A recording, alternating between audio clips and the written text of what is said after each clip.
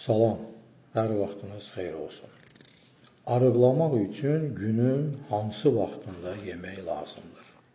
Bu metoda interval aclıq deyilir. İnterval aclıq zamanı biz əzələ kütləsini və zulalları itirmirik, azaltmırıq.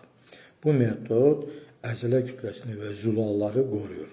Əslində bu metodla testosteronun və boy hormonunun səviyyəsinin yüksəlməsinə biz nail oluruq ki, bu hər iki hormon bədənimizdə yağların əriməsi və əzələ kütləsinin səviyyəsinin yüksəlməsinə səbəb olur.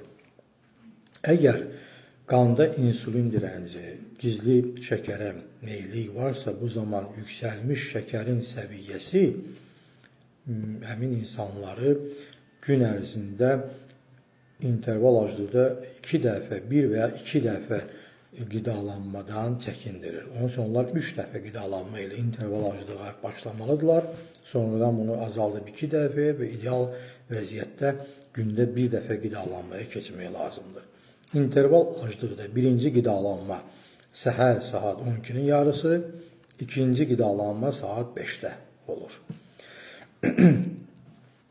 Və bu qidalanma hər iki vaxtda qidalanma zəngin zulallar, sağlam yağlar və meyvə, göy-göyərtidən ibarət olmalıdır. Şəkər problemi olan insanlar isə 3 dəfədən başlayıb, sonra 2 dəfə qidalanmaya keçə bilərlər. Bu metod vasitəsilə qarnımızda köpün səviyyəsinin azalmasını görəcəyik. Bu, yağların yanmasının nəticəsində baş verir. Biz qidalanan zaman qidada olan kalorini yandırırıq. Qidalar arası vaxt zamanı isə bədən öz yağlarını yandırır. Bu zaman insan öz əzələ kütləsini itirmir. Məsələn, elə məşhur bodybuilderlər var ki, gün ərzində 1 və 2 dəfə qidalanırlar.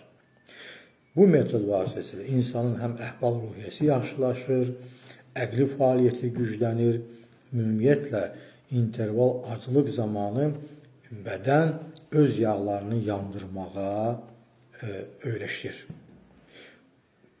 İnsanlıq uzun müddət, 100 illər boyu öz bədənində olan yağları yandırmaqla bu metod həmişə işlək vəziyyətdə olub. Son 100 ildir ki, enerji kimi daha çox şəkərdən istifadə olunur ki, bu da əlbəttə ki, mənfi tendensiyadır. Bədənimiz təbii yolla enerjini yandırmağı xoşlayır. Hamınıza can sağlığı arzulayıram, özünüzdən müğayət olun.